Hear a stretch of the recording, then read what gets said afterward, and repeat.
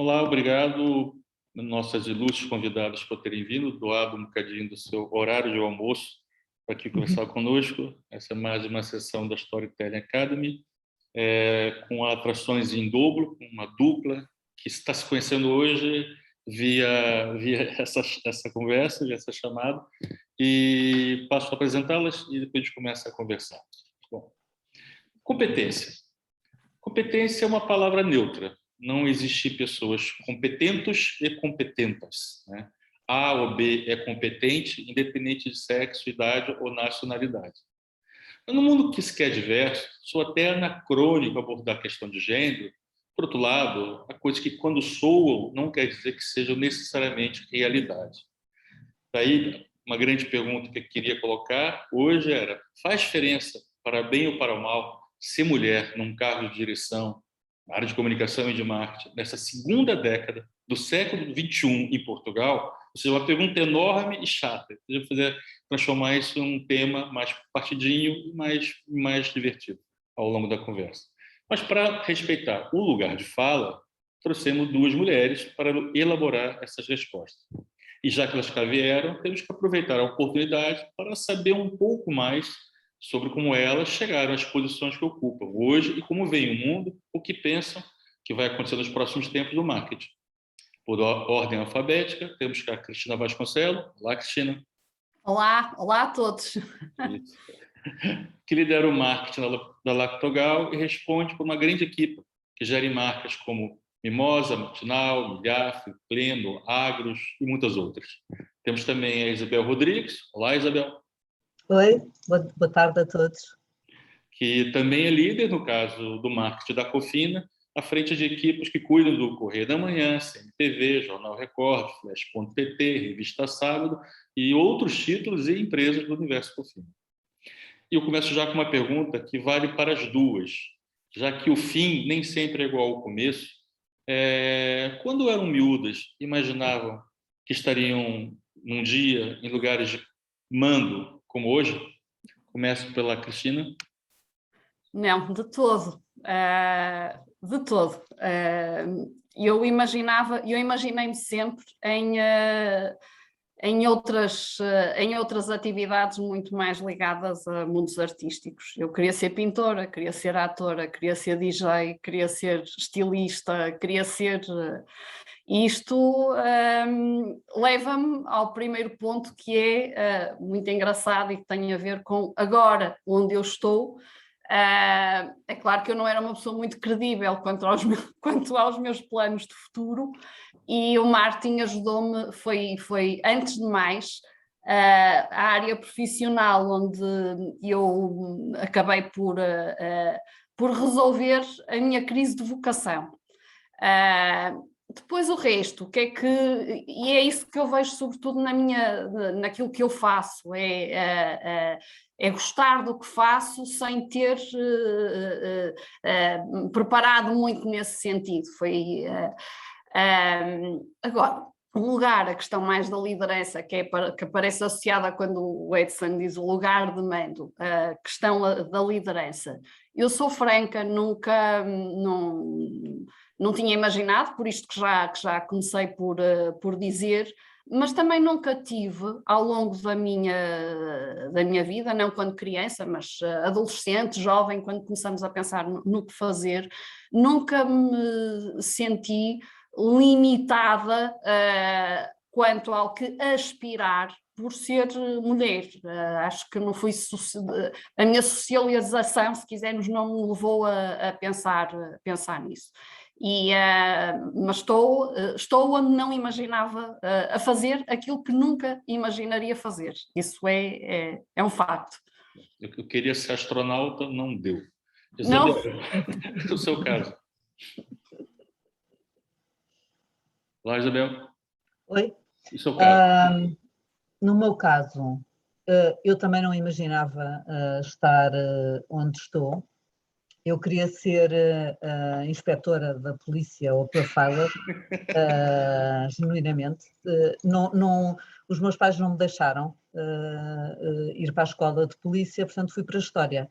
Mas fui para a História sempre a achar, vou acabar o curso de História e vou-me inscrever na Polícia Judiciária. E depois, por um mero acaso, os horários, mas eu sempre fiz isto tinha isto perfeitamente programado, mas depois os calendários não foram meus amigos e eu falhei um contrato para ir para, um contrato não, um período de inscrição e portanto resolvi que não ia ficar um ano à espera e quase por acaso fui parar aos jornais e foi uma paixão para sempre, adoro a área de mídia, não sabia, nunca pensei se ia mandar ou não, acho que como irmã mais velha de 4, para mim era normal que ia mandar, e o meu pai também é oficial de Marinha, e portanto havia aqui uma dinâmica de disciplina na qual, disciplina participada, nada de disciplina autoritária. A Marinha eu acho que nisso pode ser um bocadinho diferente.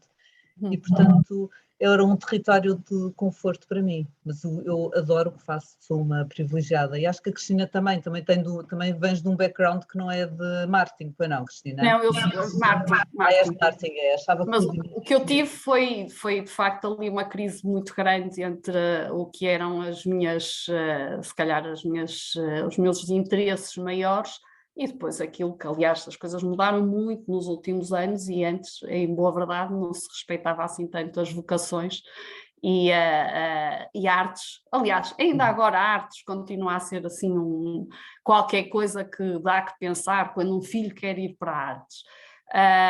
Mas eu acho que a minha história acaba por ser essa e estão aqui mais pessoas em fases diferentes de carreira e acho que partilhar estas experiências também é interessante deste ponto de vista, que é às vezes as coisas têm tudo para não funcionar e até acabam por funcionar.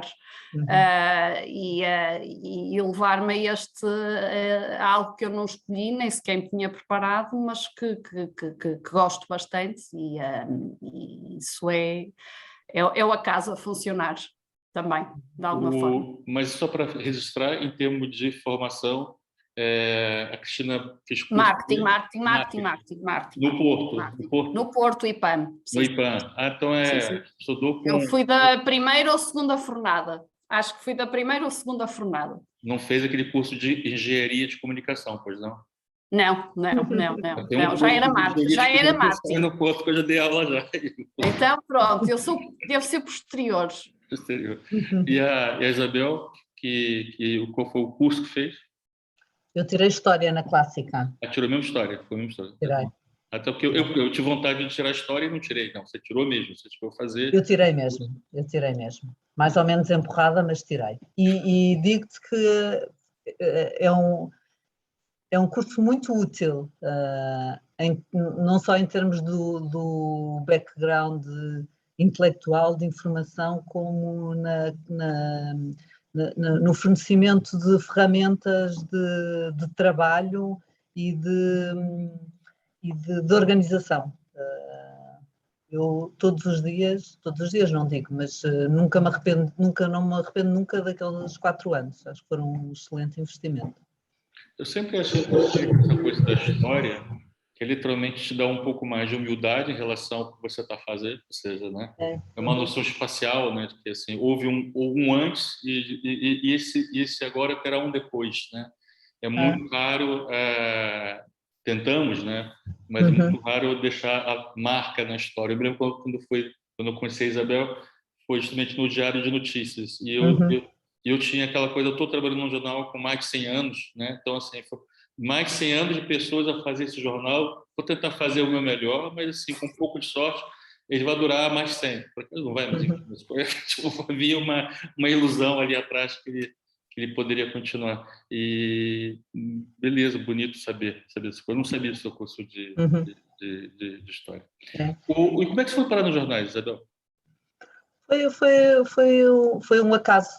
Tinha aberto uma vaga para a área de relações públicas, que era uma área assim mais ou menos vaga, tinha mais ou menos a ver com eventos e com ativações de marca, e que acabou depois, sei lá, 2 ou 3 anos depois, por dar origem ao departamento de marketing do Diário de Notícias, onde depois tu foste parar, inclusive como administrador.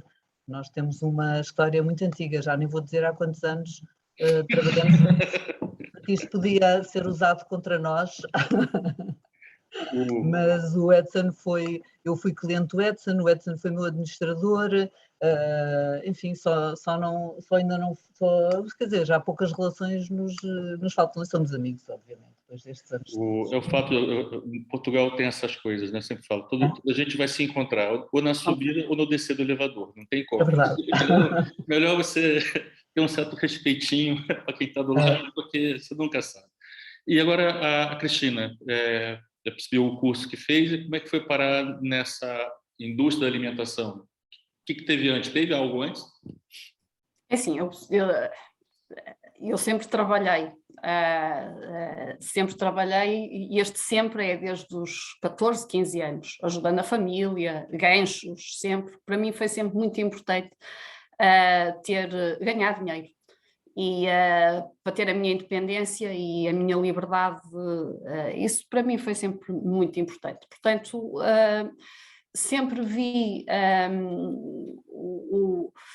o mundo do trabalho, algo para entrar muito cedo para poder assegurar essa independência. Comecei a trabalhar, aliás, candidatei-me antes de acabar o curso, foi uma bela de uma embrulhada, porque me candidatei a gestora de produto na altura.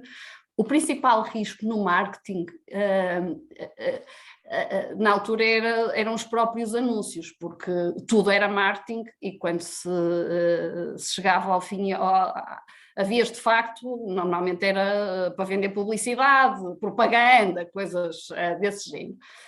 De forma que eu comecei a procurar muito cedo e tive uma sorte enorme que na altura a Imperial estava a Imperial, fábrica de chocolates, estava a iniciar, estava a montar, se quisermos, um departamento de marketing, andavam à procura de pessoas, eu candidatei-me.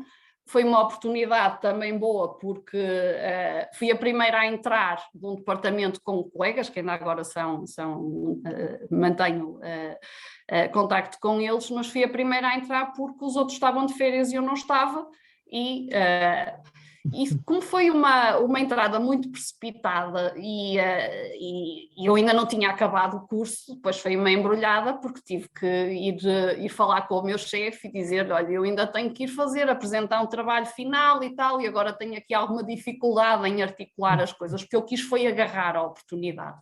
E aquela era boa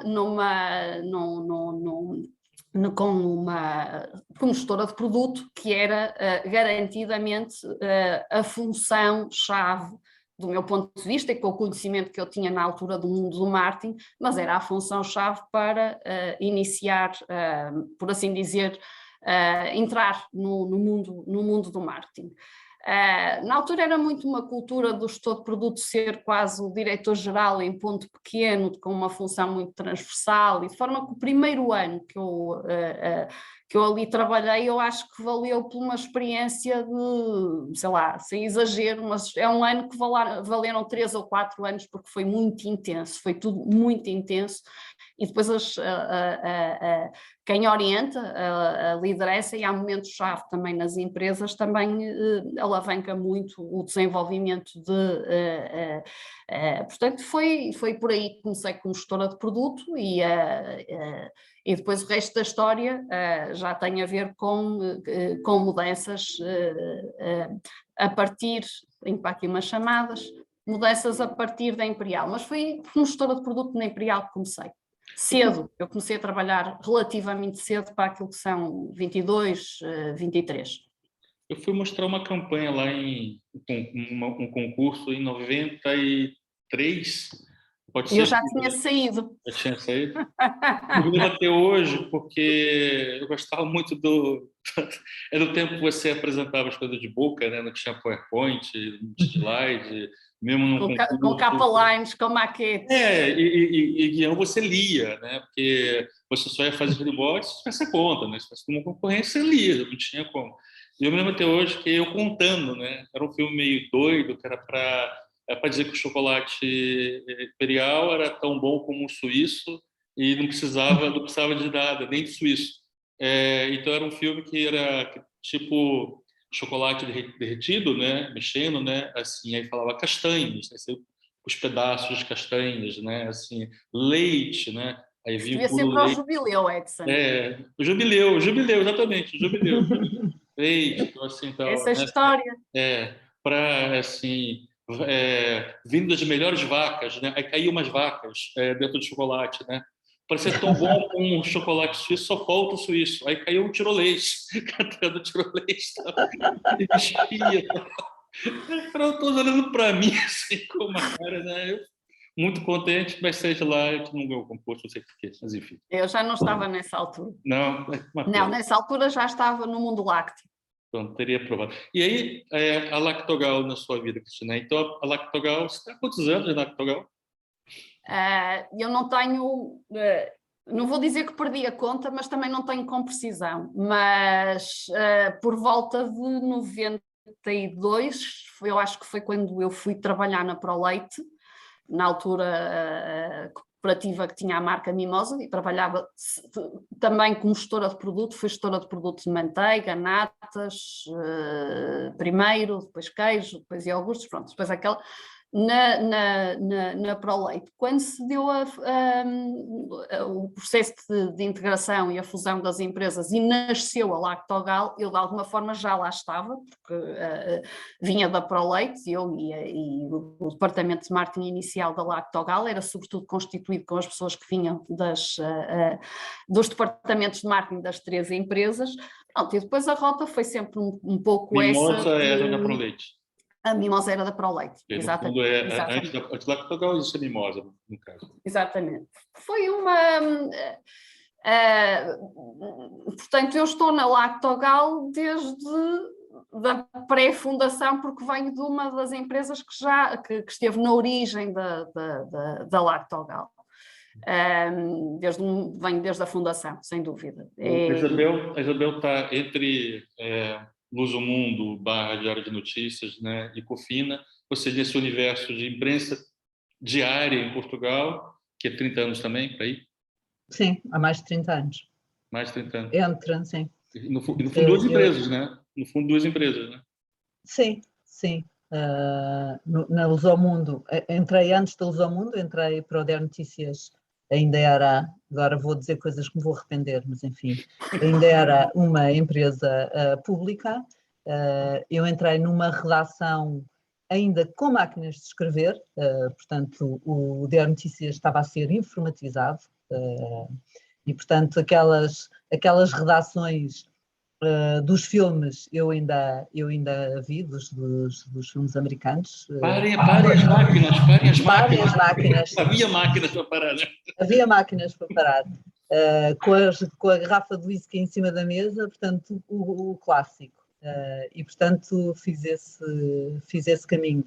Portanto, na Lusomundo sempre com áreas, com marcas de mídia, e ainda com a imprensa regional também. A Lusomundo tinha vários títulos de imprensa regional que eram líderes nos seus segmentos, o Açoriano Oriental, o Diário de Notícias da Madeira, o Jornal do Fundão, e com a TSF, depois, entretanto, nos últimos, não sei, 16 ou 17 anos, vim para a Cofina,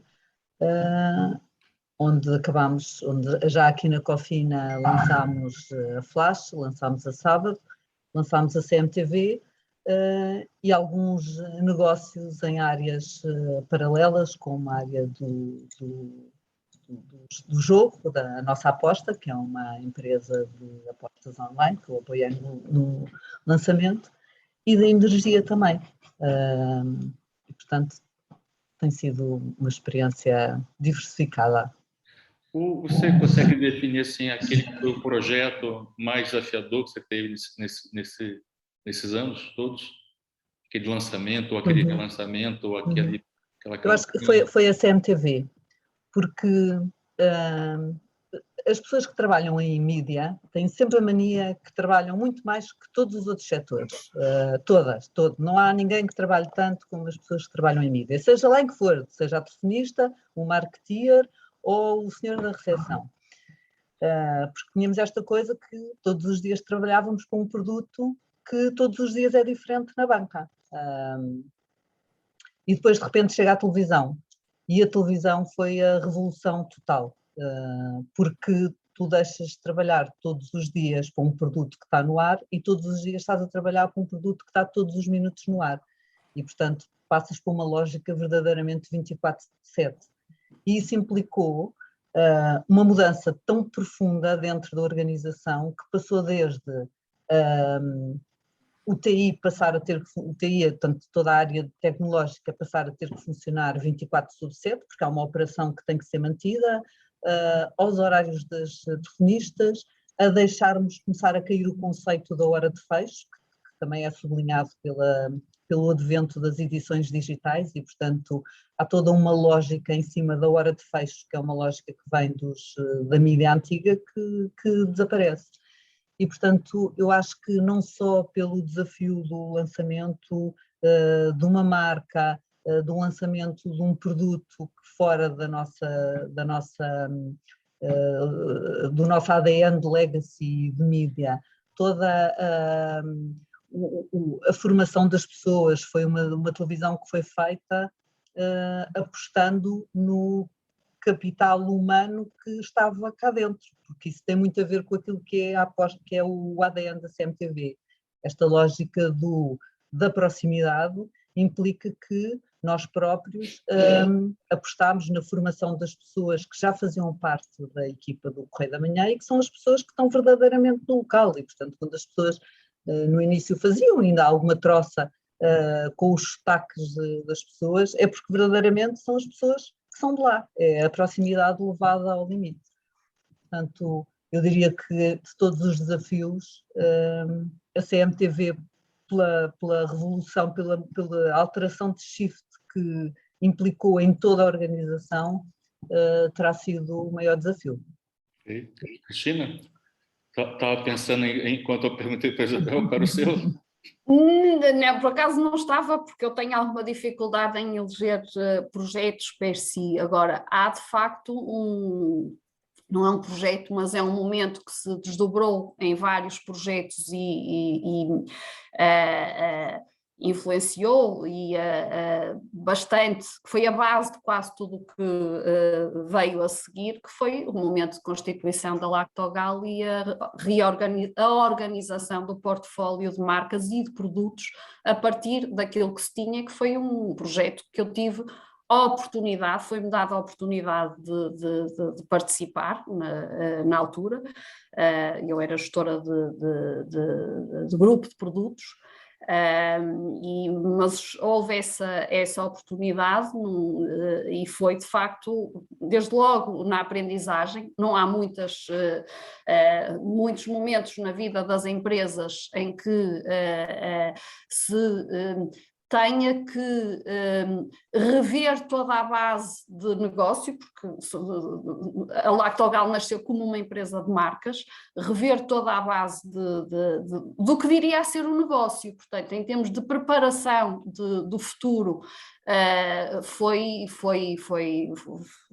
de facto um momento em que também puxou mais por mim, do ponto de vista até em tempo, porque tudo teve que ser feito muito rápido e eu estava numa posição no projeto que não era propriamente a decisora, estava sobretudo para ajudar a organizar a informação, participar algo em pensamento, mas isso foi muito importante. Porquê? Porque também depois fiquei cá para ver e para implementar e para ver o quão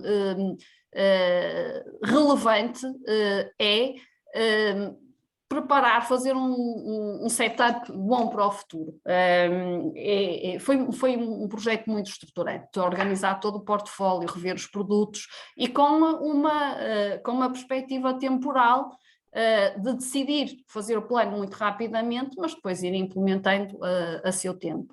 A partir daí, eu não tenho, isto pode ser um lugar comum, mas é aquilo que eu sinto na maior parte das vezes, com os projetos que temos, seja de lançamentos de produtos, de novas campanhas, reposicionamentos de marcas. Cada um, naquela altura, por vezes é mesmo o mais importante. Depois olho para trás e assim, mas consegues eleger um, houve alguma coisa, por perfil, isto é horrível dizer, mas por perfil vem-me sempre à cabeça os que correram pior. É a primeira coisa que me vem à cabeça é onde é que passou por mim e ou eu não consegui imprimir sucesso ou fui razão de insucesso, mas isso é o que me vem logo à cabeça. Mas essa é a minha maneira de ser. Agora, há de facto fizemos muita coisa que fica faz parte, não é? Fica para a história, como se isto estivesse a acabar. Faz parte com as marcas da Lactogal, eu e a equipa que está, e a equipa que já rodou, mas construímos muito ativo, se quisermos, que é importante para a Lactogal, para o setor, e que também acho que nos enche muitas vezes de orgulho, não só pelo envolvimento, pelo que aportamos, mas porque é um marketing todo nacional e nós gostamos muito de comprar nacional, no nosso caso é fazer nacional com... e esse também não tanto de eleger o projeto, mas no todo estar associado a projetos com este perfil, é o que eu gosto e é bom. Juntando as duas respostas, né? Eu venho desse lado da publicidade do marketing, mas trabalhei um tempinho também ali nos jornais, né? E me lembro, nas primeiras semanas ali, quando eu estava no Diário de Notícias, foi quando, para casa, a Folha de São Paulo estava passando por um grande projeto também de modernização, né? E o dono, que era um jovem jornalista, mas que era dono, publicou um livro, né, sobre a experiência da mudança na Folha de São Paulo. Aí tem um trecho lá que eu li até no táxi, e ele dizia isso, que ele, quando entrou no jornal, né, ele herdou o jornal, né, ele era perfeccionista, né, e sofria muito todos os dias com o jornal, porque o jornal tinha defeito. Até que ele chegou à conclusão que quem tinha defeito era ele. O jornal que era publicado era o melhor jornal feito naquele dia. Aí foi quando eu aprendi a trabalhar em jornal também, e até me ajuda também na publicidade, que a gente é muito perfeccionista, mas tem uma hora que é o perfeito, é o que existe, né? Bom, perguntas mais gerais aqui, agora para as duas, né? Queria começar aqui com essa questão, queria voltar para o tema aqui do poder feminino, né? Ou a questão de gênero, né? E são coisas que eu li na pesquisa para essa conversa, e tem esse dado de um estudo publicado recentemente aí nos jornais, estudo europeu, que concluiu que os jovens na Europa são menos progressistas do que as mulheres, nomeadamente em Itália e Alemanha. Vocês acham que em Portugal reflete também isso? Quer dizer, é na Europa como um todo, né? E na Itália e Alemanha é que dispara esse menos progressivo no lado masculino. Os homens estão ficando atadinhos, é isso? Será? Estão ficando? Atadinhos? Ou sempre foram? Ou sempre foram, né? Talvez seja isso. Queres começar, Cristina? Ora bem, eu não conheço, não sei o que é o progressismo, onde é que tem a ver com expectativas progressistas. O contexto é de querer que a sociedade evolua, avance, e queira que coisas novas aconteçam, a questão climática, o estudo como um todo tem a ver com isso, né? Estás a falar, é daquele Reykjavik Leadership que estás a falar, não é? Esse mesmo.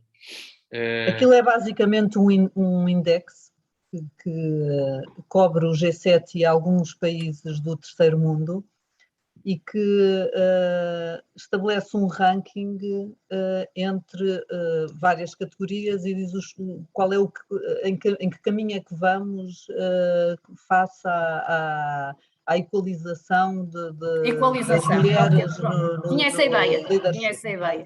E, portanto, o que eu dizia é os jovens, sobretudo na Itália e na Alemanha, têm um gap muito grande relativamente às mulheres. Portanto, os rapazes acham que as mulheres estão longe ou não vão chegar tão perto à questão Estou situada e assim, eu acho que o essencial a questão do que se punha nesse estudo do Reykjavik era se ficava confortável, homens e mulheres, e visto em conjunto e em separado, quão confortáveis se ficavam a ser liderados por mulheres. Sobretudo em termos políticos, porque acho que era esse o barómetro. O essencial é que mais de metade, ao contrário daquilo que aconteceria em anos anteriores, mais de metade da população respondeu que sim.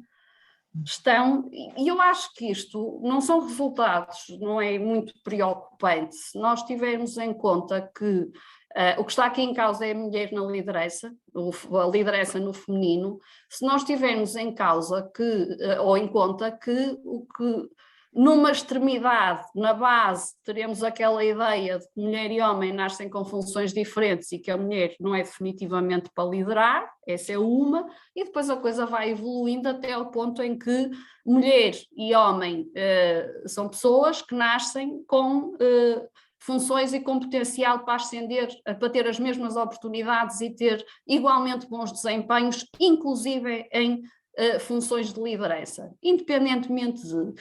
E mais de metade da população e dos inquiridos disseram, não, eu estou muito confortável.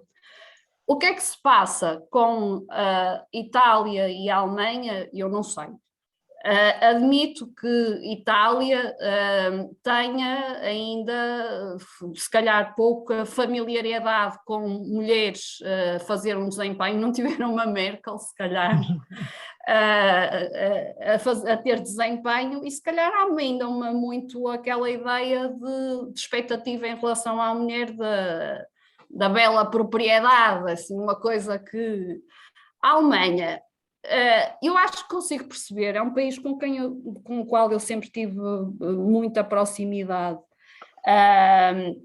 conheço relativamente bem por estar lá, e o papel da mulher acho que já deu a volta, não é? O feminismo na Alemanha tem as condições que tem, não importa, mas a mulher... talvez não ocupe tantas posições de liderança na Alemanha, porque há uma centralidade naquilo que é a dedicação à família, por força da cultura alemã, e mais de metade das mulheres alemãs trabalham em part-time, mas trabalham em part-time por opção, porque... que é um modelo que não existe, portanto, tomam opções profissionais que acabam por se integrar melhor com o papel familiar que decidem, porque as coisas estão organizadas nesse sentido, portanto, não me admira que os resultados sejam de menor expectativa, mas por motivos completamente diferentes. Eu acho que a Alemanha já está naquela ponta de liderança, se for competente, independentemente de ser homem ou de ser mulher. Acho que já deu esse... No caso de Portugal, o que você acha?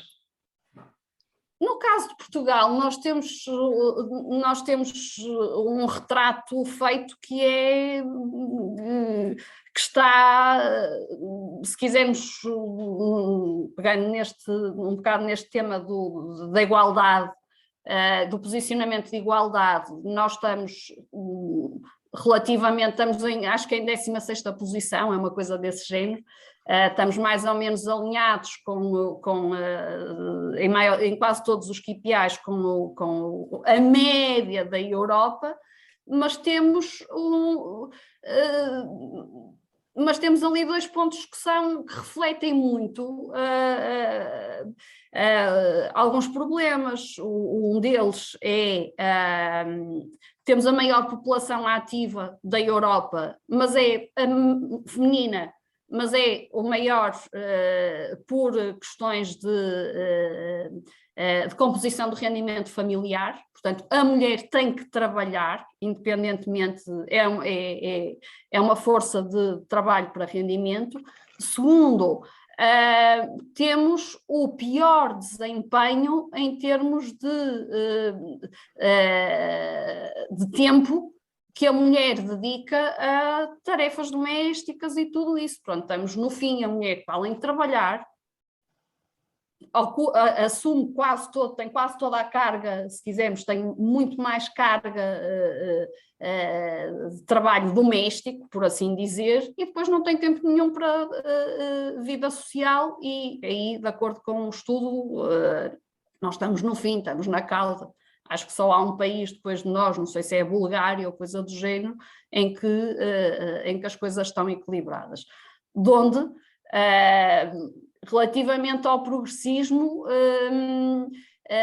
em Portugal eu diria que nós convivemos muito bem com a ideia de que a mulher tem desenvolvida, tem igual potencial em termos de assunção de posições de liderança em quase todas as áreas, mesmo na política, porque tivemos cá bons exemplos e mulheres que fizeram avançar, mas depois no dia a dia, naquilo que conta, temos uma prática em que a mulher, a igualdade ainda está muito, há um desequilíbrio grande, é isso que eu quero dizer. Portanto, há aqui muito trabalho a percorrer. Isabel, complemente. Este tema traz-me muito. Nesse estudo, que é publicado todos os anos, e este ano tinha se calhar o dado mais preocupante de todos, que para mim também não é tanto o que se passa na Itália e na Alemanha, porque eu concordo com a Cristina, acho que há ali uma questão cultural e de contexto que explica isso, por razões diversas, mas pela primeira vez não há uma evolução no sentimento geral de que a mulher que tem que haver aqui, há um caminho grande a percorrer nesta equalização da mulher na liderança. E isso é o mais preocupante. Mulheres e homens são diferentes, não há dúvida nenhuma. Aliás, também nesse estudo, que vale a pena ver porque tem dados muito interessantes, fala da maneira como os governos liderados por mulheres reagiram de forma diferente durante a pandemia. E, portanto, os governos liderados por mulheres foram os primeiros a fazer o lockdown. A Alemanha, a Dinamarca, a Finlândia, e não me lembro agora de mais, foram os primeiros que tomaram a decisão de lockdown. Portanto, Nova Zelândia também. Nova Zelândia. Portanto, há um mindset de pode haver um impacto económico, mas neste modelo nós vamos preservar vidas humanas. E, portanto, não há dúvida, mulheres e homens são diferentes, ainda bem que são diferentes. No mundo corporativo, de facto, estas diferenças ainda tendem a penalizar as mulheres. Há um estudo muito interessante que se chama, eu depois até partilho com o Edson para partilhar porque vale a pena. É uma coisa da Harvard Business Review que dá os argumentos científicos que desmontam os principais bias porque é que as mulheres não são boas líderes. Ou seja, não são boas líderes porque não são combativas. E, portanto, eles fazem um estudo científico que demonstra que não é isso que está em causa, não é? As mulheres não têm as mesmas skills de liderança que os homens, as circunstâncias é que são diferentes. Mas eu acho que há duas razões quase de base sistémicas que dificultam a vida das mulheres. Uma é o speaking up, ou seja, as mulheres tendencialmente em reuniões tendem a ver a sua voz abafada. abafada, porque os homens são são fisicamente normalmente mais dominantes, e porque as mulheres tendem a pensar antes de falar. E, portanto, os homens assumem essa liderança do falar nas reuniões. E depois há outros que têm a ver quase com, é uma coisa mais orgânica, que tem a ver com as oportunidades e com aquilo que se chamam os 2 T's, que é o timing e o territory, ou seja, há tempos e territórios, nomeadamente em ecossistemas que são paralelos às organizações, em que os homens se tendem a encontrar e que as mulheres, por opção própria ou não vão. Portanto, eu não tenho nenhum interesse em, a seguir ao meu dia de trabalho, ir para o camarote do Benfica assistir ao futebol com outros diretores ou outros clientes, mesmo sabendo que em determinadas circunstâncias, em determinados modelos, isso me pode prejudicar no sentido de eu perder oportunidades ou perder contactos ou informação que seja relevante e que é passada de forma informal. Eu estou só assim a tirar assim, ideias assim um bocadinho à solta, só para a conversa. Aqui há uns tempos, com uma pessoa que trabalha comigo, estávamos a preencher um questionário do Financial Times e do Google, porque nos estávamos a candidatar a uma formação sobre assinaturas digitais. E às tantas, mais ou menos do nada, eles perguntavam, quer dizer, muitas perguntas técnicas, quantas pessoas tinham, quanto é que investíamos, qual era o ARPU, etc. E às tantas perguntam o que é que nós estávamos a fazer pela uma política de diversidade e gender equality dentro da nossa organização. Nós achámos aquilo completamente fora do contexto, mas porque é que eles nos estão a perguntar, a pensar, se calhar, isto é uma coisa subsidiada, não querem estar ligados a organizações que empreguem crianças, sei lá, não é nada disso. Quando foi o debrief, nós fomos apurados, felizmente, eles explicaram. Aquilo tem só a ver com uma coisa tão simples como o negócio, porque se nós promovermos uma política de diversidade dentro das nossas organizações, empregando mais mulheres, empregando pessoas de raças diferentes, de créditos diferentes, que venham de sítios diferentes, que sejam estrangeiras, etc., temos maior possibilidade, temos maiores oportunidades de engajar públicos-alvos diferentes, porque vamos falar com pessoas diferentes. Eu acho que isto deve ser uma das coisas que nas nossas organizações e dentro dos nossos núcleos nós devemos promover, porque a diversidade é muito mais importante do que propriamente esta preocupação com o gender. Sim, eu acho que temos que ter essa preocupação, porque nós mulheres partimos de trás, ainda não estamos na mesma, ainda não corremos com as mesmas armas, mas a questão da diversidade é fundamental. E com isso a gente chegou aqui à linha da meta. As duas estavam preocupadas que ia demorar muito e depois falta assunto, e a gente mal abordou tanta coisa e já chegamos aqui ao tempo. Tem 2 comentários. Se alguém quiser fazer uma pergunta, eu já coloquei o botão aqui para quem quiser fazer pergunta, poder se desmutar. Não sei se alguém quer fazer isso. Dou-lhe uma, dou-lhe 2, dou-lhe 3, nunca aparece ninguém, é o normal. Eu queria fazer só um pequeno destaque. Eu não sei quem é Rafael Leite, mas o Rafael Leite tem possivelmente a melhor maneira de escrever o nome dele no Zoom de todos os tempos. Ele trabalha na Mimosa, provavelmente, no Actor, com certeza, porque o nome dele no Zoom é Rafael Reticências Leite é bom. Eu achei fantástico. Sei quem é. Achei fantástico isso. Vou até... Pena que eu não tenho ninguém chamado Leite aqui, senão eu obrigar a fazer o mesmo. E agradecer a Cristina e a Isabel. Não sei se tem mais algum comentário que queira fazer para esse fecho aqui. Podem dizer, Cristina? Eu agradeço só. Obrigada. Então, eu queria para o pessoal bater palmas. Obrigada. Foi um prazer estar aqui. E voltem sempre, que para a semana temos 2 sessões bem interessantes também. Espero que tenham gostado de estar conosco. Paulo, eu estou vendo palmas de verdade pela primeira vez em 2 anos. Estou vendo palmas reais. Tem gente batendo palmas, eu estou ouvindo. Bom, muito obrigado então. Até mais. Obrigada. Até já. Tchau, até a próxima. Deus.